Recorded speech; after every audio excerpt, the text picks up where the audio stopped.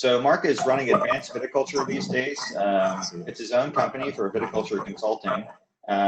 He's got 3 decades of vineyard work under his belt and has been highly focused on the technical and practical field efforts of grapevine physiology. There are several schools of thought out there in agricultural-based techniques versus gardening techniques. A lot of people in Sonoma County will say, over here we do agriculture, and in Napa they do gardening. Mark knows all of them. So he's a past president of the American Society for Enology and Viticulture, and acts as a contributing author for many wine industry publications. So he's got some really great practical information. So stay tuned, and Mark, if you would, go ahead and take it away. Thanks, Daniel. I guess you can hear me okay. If you can't. Yep. Okay. Yep, you're good. All right. Well, it's an honor to be here, and it's also a little humbling. I'm not a researcher. I used to be, but I'm not really a researcher. But so I'm coming from this, as he said, as Daniel said, from a more practical perspective. They asked me to talk about canopy management in a changing climate, and I thought to myself I could talk about that for about 5 minutes because there's not a whole lot that I have to say other than don't leave so damn much. So I thought I brought it out a little bit more, talk about canopy structure, talk about some other things about trellises, not a lot of detail, just some things that have to be tied together with canopy management. And kind of go from there, and hopefully it's not completely disjointed. Do you have a presentation, Mark, that you're going to share, or? Oh yeah, that's what I did wrong. Okay, hang on. It's all good. I forgot to share my screen. There we go. Share my screen. Let me know if you can see this. Yeah, it looks. Yeah, go ahead and make it large. There we go. Perfect. Thanks.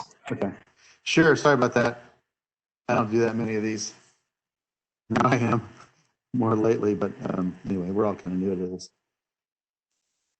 So yeah, I want to talk a little bit about, and Greg talked a little bit about it as well. Greg's way more medically inclined than I am, but I have studied biometeorology and effects of the environment on fruit and on the canopy.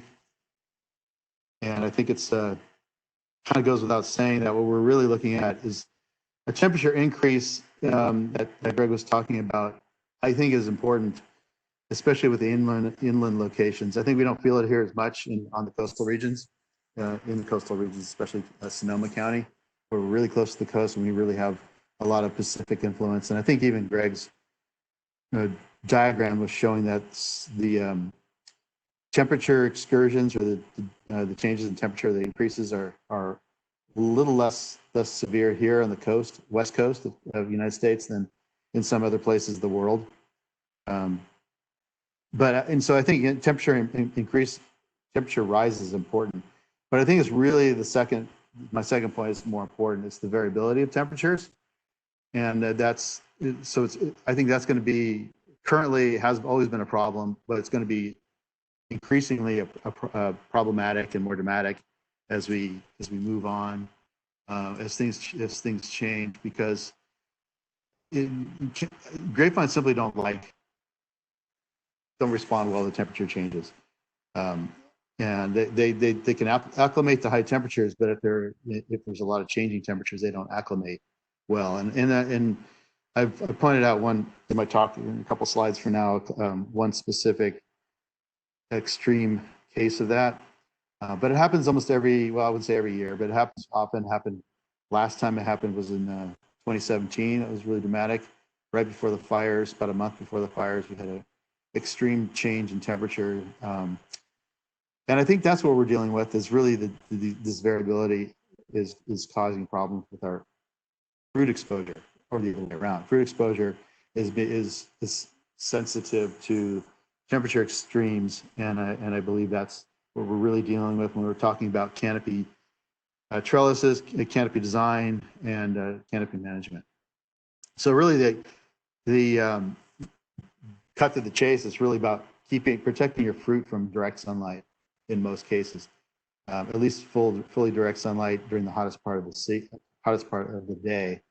And so it does have a lot to do with designing your trellis. And again, I'll talk about this in a minute.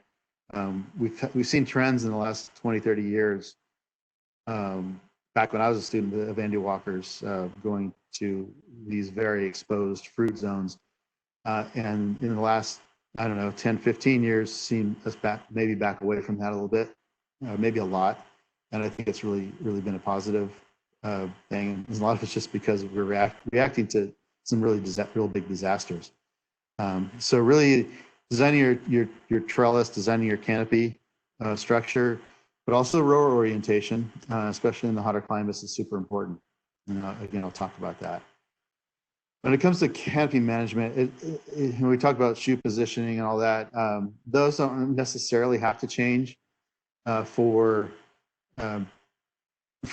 response to climate change. I think more of leaf removal, shoot removal, or lateral removal in the fruit zone. But even so, along with canopy management, it's really about timing. That's why I said it 3 times, because what else? It's super important to get the timing right, and that's about again comes back down to acclimation of tissues to heat exposure. There we go. Oops. I just wanted to throw in a few points, and I think this shouldn't be news to too many people, but it seems to be having to be reiterated, because I remember 20 years ago when I was working for another wine company, we let the winemakers come out and do leaf pulling, and I just remember seeing this Cabernet Sauvignon completely leaf pulled and stripped completely in the fruit zone with fruit just dangling in the hot sun, and I kind of freaked out, and I always have that image in my head, thinking that's exactly what you don't want to do. And grapes don't need to be fully exposed to sunlight, and I don't know where that came from. I think it came from probably just from having a dense sprawl trellis for decades, I was going to say centuries, but decades here in California, having excessively dense canopies and having that problem with vegetativeness in the fruit, lack of color. But grapes don't need full sunlight. They don't need to be exposed to direct sunlight. They really only need about 10% full sunlight to maximize their anthocyanin accumulation.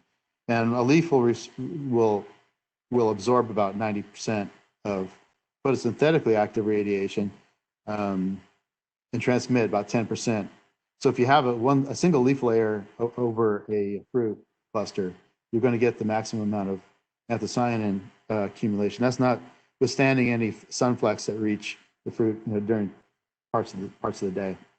The only one that really does continue to increase with full sunlight are the flavanols, which are important, but you have to take into account whether you need full flavanol development.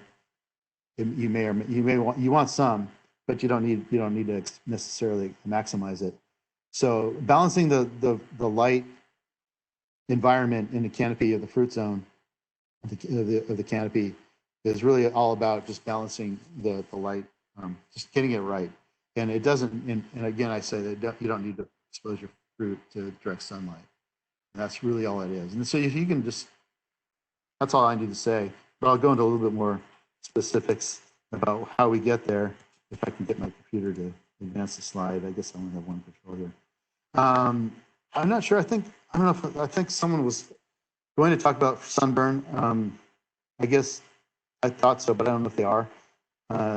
But this is really what it comes down to. When we have extremes in temperatures, you get extremes in damage to fruit, and you're never going to reach your full quality potential if you have damaged fruit. I took these photos a long time ago. These are Cabernet grapes. They're both taken around harvest time. But the one on the left is heat damage that occurred around veraison or right before veraison. they're basically green fruit that got heat damaged by the sun and the environmental heat, or just the weather. And you see that that's typical of a red grape, is to not develop its potential anthocyanin. You can see that the fruit's pink. Some of them are actually still remain green. I believe that's due to denaturing of some of the enzymes that are responsible for those compounds to be developed in the fruit. And that's, I think, is a severe problem going into harvest. Really, that fruit is never going to taste right. Now, on the other hand, you have heat near harvest, which is what the photo on the right shows. We have the dimpling of the fruit, the raisining, and that's going to cause a different problem. You may have completely normal development up to that point, but then when you have that heat event, such as what happened more like in 2017 in September, you're going to have something like that, and that's going to cause another problem. It's going to give you those kind of raisiny flavors, undoubtedly, and you really can't separate that out at harvest. Now, it's usually the exteriors of the clusters that get damaged. So the interiors are fine, but you can't really harvest them separately.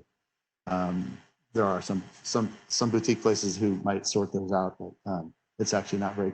It's not a very commercially acceptable thing to have happen. So that essentially, no-brainer. You just want to avoid this entirely. And the best way to avoid this is to design your canopy right and not to remove excessively the leaves in the cluster in the fruit zone. Okay. I just want to show this because this is something that still sticks in my head every year. This isn't 2010, it's only 10 years ago, but this was a major event in my life because I just remember it so distinctly. 2010 had an extremely cool spring and an extremely cool summer, all the way through August, all the way through August 23rd. And August 23rd, in a day or two after, the heat went from what was 80s, continuously 80s, up to about 110 degrees in the Alexander Valley. And it's happened in Napa, it's happened all over the county, but these photos, I believe, are taken, actually, I think these were taken in Sonoma Valley. This is Zinfandel. And this happened because the fruit was not acclimated to the heat. And so this is kind of a microcosm of what we're dealing with on a large scale or a long-term scale with the climate change, even though this is just a single season where the fruit was continuously exposed or not exposed to heat. It wasn't allowed to acclimate. Growers reacted because things were, this is late August, by the way, and you see that there's fruit that just started turning or going through veraison. So it was a really late year. So growers stripped leaves in anticipation, or not anticipation, to try to get the ripening to accelerate, or the fruit maturation to accelerate. And that was a natural thing to do. And I would probably recommended the same thing be done. But then they got caught with their shorts down around their ankles because the fruit was just exposed to extreme heat. And this is what happened. I've never seen this kind of damage before, but the scorching of the berries and that kind of tan color, pinkish tan color, happened especially in some varieties like Zinfandel, but happened in all varieties pretty similarly. And this is kind of what I drew this diagram. I looked at, I can't remember where this data is from, a weather station, obviously somewhere probably in that region in Sonoma County.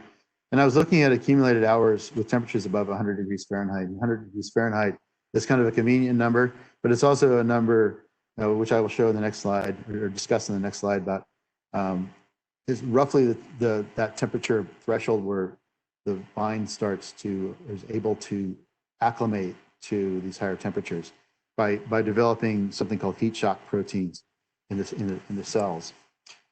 So 100 degrees is good to have, but you don't want to have it occur really late in the season because your vines wouldn't have had a chance to acclimate. So what I'm showing here is an accumulation of hours above 100 degrees Fahrenheit throughout the growing season, and the green curve is 2009, just for a reference, which is a more normal year, And 2010 was the abnormal year I just showed you with the sunburned fruit. And you can see that in a normal year, by mid to late July, we had about 14 hours of temperatures above 100 degrees Fahrenheit, while through mid-August in 2010, we only had a couple hours.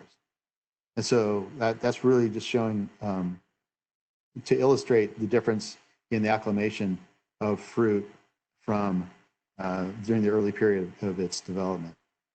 And that's essentially why we had such bad damage in 2010. I was looking through the notes in the Napa Valley growers also to see where they talked about sunburn. And 2010 was the one that was featured at least prominently in the last 10 years, last 15 years or so, that sunburn was just a problem everywhere. And that's what we're dealing with. And I think with climate change, this is only going to get worse. So it's not just the spatial variability of temperature differences, and some regions getting warmer, and some other regions maybe getting cooler, but most regions getting warmer. It's really the variability of temperature on a short-term scale, like within a growing season, but also from season to season. And so we're going to have more problems with sunburn if we don't take measures to counteract it. And it's really not that difficult. It's just a matter of everybody realizing on both sides, on the viticulture and on the enology winemaking side, that we have to do things differently. So here's some these are really rough, not necessarily. I'm not a professor, so I can say stuff, and I think these are pretty close to being accurate. I use some pretty good people to give me this information. Just some temperature thresholds and what happens. Around 90 degrees Fahrenheit, that's pretty much going above optimal photosynthesis. Now that's going to vary from region to region, even from year to year, because again, there's an acclimation process.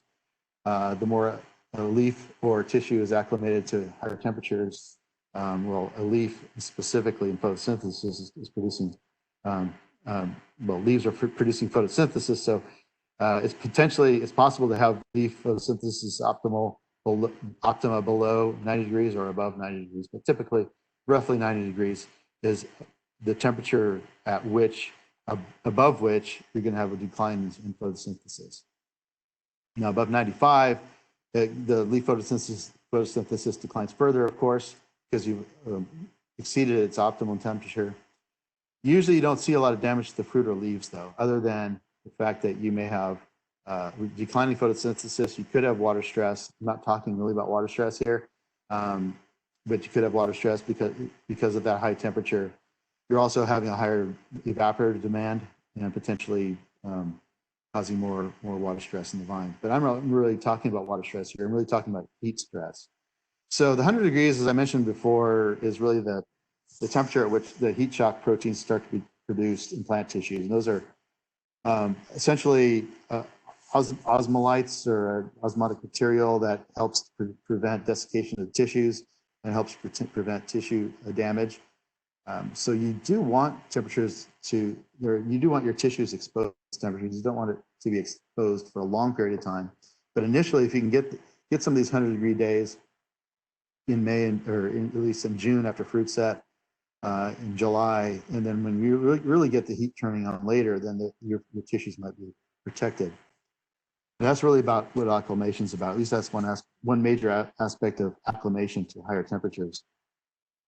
But when you get over 100 degrees Fahrenheit and the vines are less, or the tissue, especially the berry tissue, is less acclimated, then you can get some impairment of the secondary metabolism, which is really important to us as winemakers in the field or in the winery, is having the secondary metabolites formed in the fruit. That's what's giving us our flavor and our color and our mouthfeel. Now above 105 degrees Fahrenheit, roughly, that's pretty much when we see tissue damage, almost invariably. And it can happen in the leaves and it can happen in the fruit. Again, it's going to be worse. It's going to be more severe if the fruit or the leaves are not acclimated to the higher temperatures. So, really having our temperatures get around 100 degrees, our weather churning around 100 degrees or in the low 100s is a good thing, as long as it's not sustained, so that when we do get those higher temperature levels, like at above 105, the damage is not as severe. So, I didn't know I was going to do this. I know when I was at Davis, it was, a long time ago, this vertically shoe position trellis became the standard. And that's what everybody knows. It's this nice little hedgerow of tightly grouped shoots arranged in a vertically. There are a lot of advantages for having a vertical shoot position trellis. One is very easy to manage. It's very open. The fruit zone is right there. It's easy to get sprays into the canopy. You don't have a problem with pyrazine and other issues with a dense canopy or dense fruit zone like we used to have with a sprawl canopy. And you can also put the rows closer together, and so increase the amount of production you get per acre. And then in some cases, in many cases, we even slam them closer together by putting these little branch locks to keep the wires pinched together even more. There's other reasons for that, but what I'm trying to emphasize here is that this vertical shoot position trellis really gives us a beautiful fruit zone almost without doing anything else.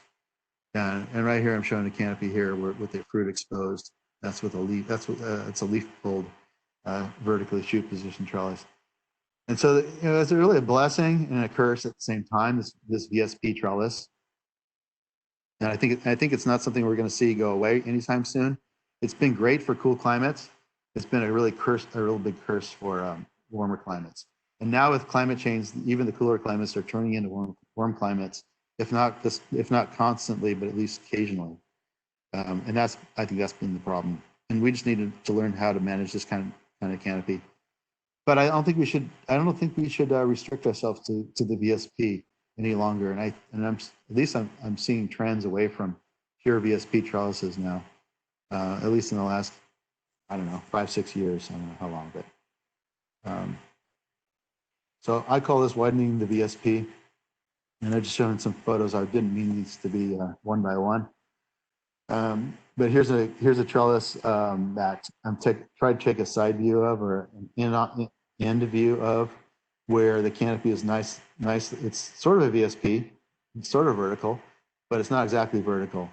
And so we have this nice little, vase-shaped or V-shaped trellis in cross section, where the canopy is much wider than I showed you with those branch locks.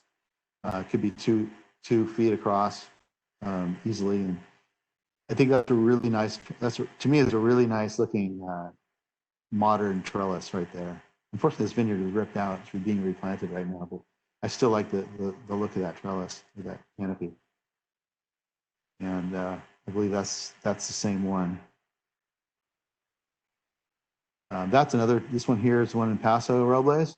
I had a client in Paso Robles who had some Grenache. This is Grenache.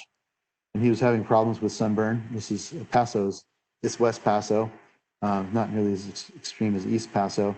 And he was having trouble with getting his Grenache to stop basically turning pink, because of heat exposure. So he added cross arms to his trellis and really solved the problem.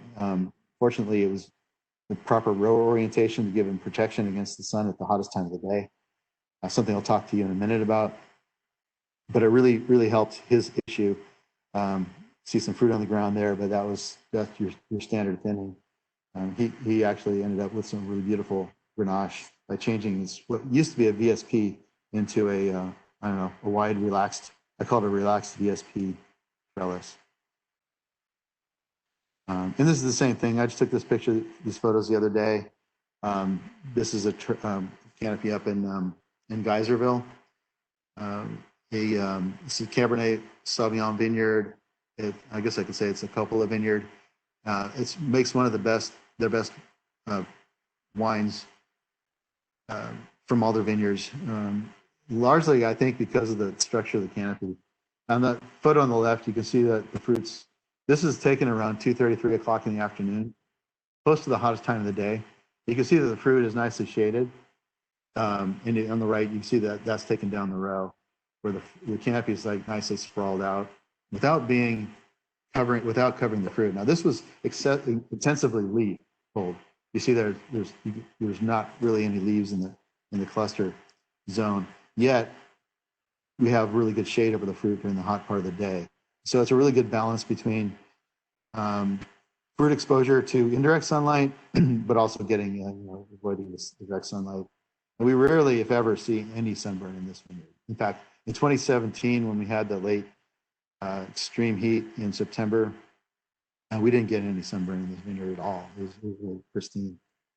And all they did was to add a couple cross arms here. So a narrower cross arm above the fruit zone, and then a wider cross arm above that. And then shoots are tucked. They're not positioned. They're just tucked into this fruit. And now this is Cabernet. It works really well with Cabernet. It doesn't work with all varieties because Cabernet tends to grow nice and vertically.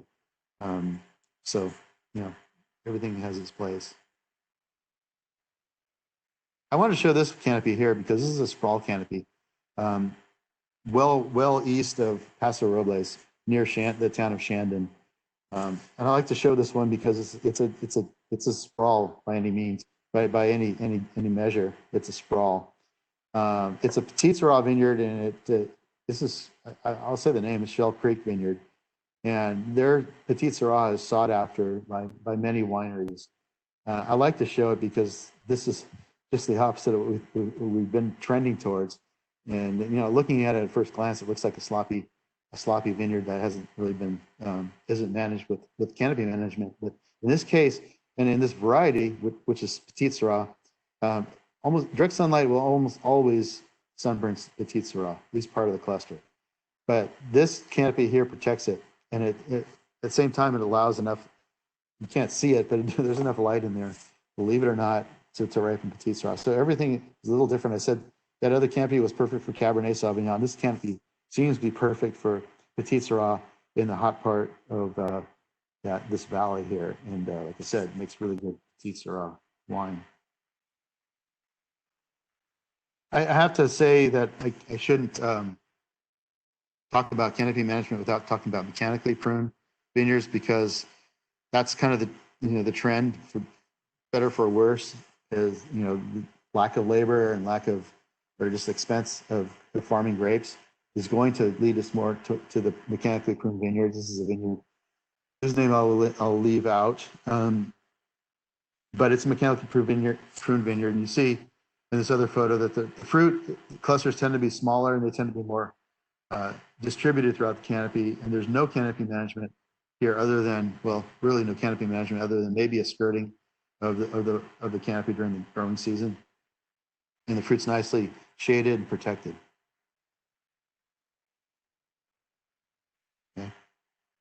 Okay. Now this is just something else I'm going to talk a little bit. That's really about canopy structure. This is another thing that can't be discarded, and looking at row spacing. So row spacing has another advantage. It's not just about getting more vines per acre, but it also has an effect of mutual shading from row to row. And this is just a kind of a cartoon drawing, but the closer you put your rows together, the more shading you're going to get the fruit zone when the sun's not directly overhead. And so this can be a strategy that we use to protect fruit from direct sunlight. But there's a practical consequence of this as well. The width of the canopy can be made as narrow as you want it to, but then you need to get equipment to it. The trend was, I think I have my next slide. I can't see my next slide on my computer. The trend, like in this vineyard here, was 4 foot, and you're starting to see a lot of meter by meter and 4 feet vine spacings for a while. I see that trend reversing now. The beauty of this 4 foot trellis not only that you can get quite a bit of production out of it. The quality was really good, but you also got the row to row shading when the sun was at anything but above overhead, depending on row orientation. But the downside was you need specialized equipment to operate this vineyard. That specialized equipment doesn't work very well, to be honest with you. So I don't see this being used much. The narrowest rows I see going in now are usually around 6 feet between rows, probably trending even more towards 7 feet. So that whole thing, when you get wider than about a 6-foot row, is you don't get that row to row shading. So that's really not as much of a consequence as it could be. And I'm not saying that's what we need to go back to narrower rows. There are a lot of problems associated with narrower rows, but that is another consideration, especially if you're changing your orientation to avoid the sun. So just going back, not going back, but talking about row orientation. I'm sorry, row direction or row orientation. When I started out, it was really common, especially like in Napa Valley, still see it. A lot of rows oriented east-west. I think a lot of that had to do with the ways the property boundaries were, to make longer rows and use fewer end posts and just make things more efficient. People planted east to west, but that's really the least efficient for capturing sunlight. It's the most uneven exposure of fruit from one side of the canopy to the other, because the south side, at least in the northern hemisphere, is always going to be exposed to the sun, whereas the north side is going to be not exposed to direct sunlight. So really, this is the least desirable direction to plant a vineyard. And then we started seeing more north-south vineyards, which is really common in coastal regions. And the reason I think that is because to get a more uniform exposure, even exposure of light from one side of the canopy to the other. The problem is with this row orientation is the afternoon sun during the hottest part of the day, which is usually mid-afternoon to late afternoon, is exposed to the sun. And that's where we see the sunburn, is on the west side of the north-south rows. So then we started looking more about the actual temperature patterns during the day in a vineyard or a vineyard site. And we started changing the row orientation to compromise, kind of a northeast southwest. I wrote down 30 to 40 degrees here, but really 30 to 60 degrees is probably more the range that you see most, nominally 45 degrees off of north. And really the idea there is to cast a shadow on the fruit during the hottest part of the day, which is usually around 3 to 4:30 p.m. At least in our region. Now, if you have a narrow VSP trellis and that shadow is about 6 inches wide, your time window of shade over the fruit is minimal. Let's get going. Okay, is minimal. I think I'm almost finished anyway. So really, we have to not only think about row orientation, we have to not only think about leaf pulling, but we also have to think about how our trellis is designed. So if you're planting a new vineyard, you really don't want to have a VSP trellis. It doesn't matter what row orientation you are, you're almost always going to have problems. I'll skip this. This is a little bit academic. I have to wrap up, and so I'm just going to talk about what I was supposed to talk about for the last 2 minutes, and that's leaf pulling. And like I said, the story is just don't leaf pull so much. So here we go. Canopy management is really about suckering and shoot thinning. It's really about your positioning. Now that we have these positioning wires and these VSP trellises or semi VSP trellises, we have these trellises with lots of wires to position the fruit. Those are all very important practices, but the practice that's going to impact us most and influence, or that we have to modify more with climate change, in my opinion, is leaf pulling and leaf and lateral removal in the fruit zone. We have gone away from this dramatic leaf pulling. I thankfully see that. I still see it quite often, but I see it a lot less. And so here I'm just showing a picture of a west side and east side of a Pinot Noir canopy in the Green Valley of the Russian River Valley. And on the west side, we see really essentially no leaves removed, but there's really only about one leaf layer over the fruit zone. On the other side, the east side, we do see some leaf removal, but it's very minimal. Just a little bit of a window there for the fruit, and actually under the fruit, we left the leaves there. I really like that look, and I think it's a good compromise for a VSP trellis. These are north-south rows. I'll skip that. This is another photo of leaf fruit. So is that.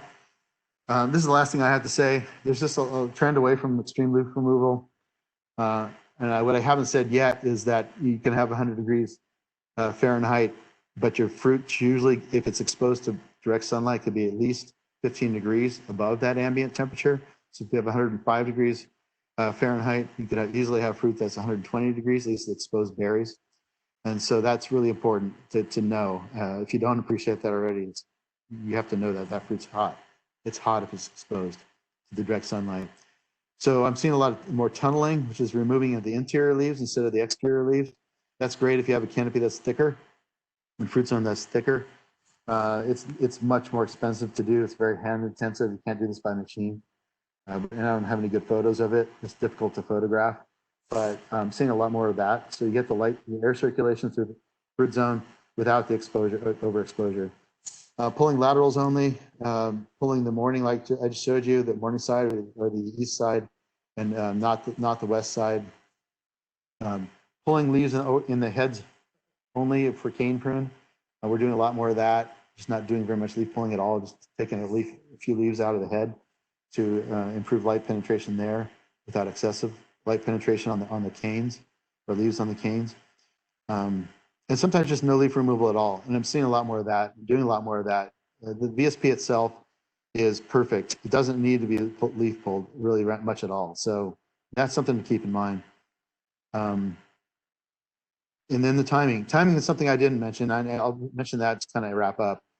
But I mentioned acclimation at the beginning of my talk. You need exposed fruit to some high temperatures early during the development. So if you wait to lag phase or wait to veraison to pull leaves, you're setting yourselves up for trouble. So optimal time is really immediately after fruit set. Some people will leaf before fruit set just to reduce fruit set. And that's something I don't typically do. But really, immediately after fruit set, that's giving you the best opportunity to acclimate your fruit. It's practically difficult to get everything done at the right time, but it's something you need to at least strive for. And that's really all I have. I have a summary, but I'm just going to leave that up. And if there are any questions, I'll be happy to entertain any questions. But I think I haven't been watching the time, so sorry about that. Really good talk. I think that my favorite thing about it was that you gave really good applied knowledge that can be used in multiple regions. We had a couple of great questions. One from Matt Ward, who, let's see, where was Matt's question? Have you done any experimentation with the removal of leaves from just above the fruiting zone?